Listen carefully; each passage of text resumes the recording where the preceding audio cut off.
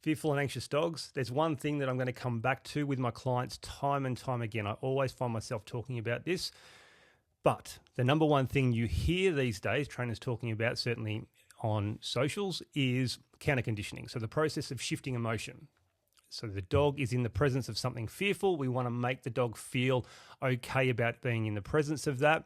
That's about changing emotion, neutralizing the stimulus a lot of the time. And we use a range of processes, which involves a lot of positive reinforcement, food, sometimes a toy, to make the dog start feeling better in that situation. That's what is discussed the most. But the other part, which is equally important to all of this, is assertive communication, both verbally and what the information that's going up and down the lead.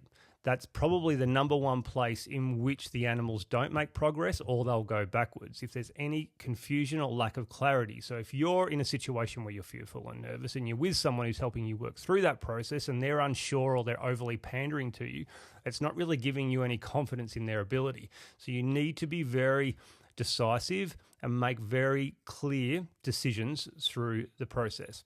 Now, there's a lot of feel in it, so I can't provide specifics about what to do in different situations because it's going to vary considerably, but you need a skilled eye looking at it who can give you clear and decisive information so you can work through the process. But I will say at any point, if you're pandering or begging the dog to do anything or over communicating any part of the process, then it's not working in your favor, and it's certainly not working in the dog's favor. The dog's not getting better at that point.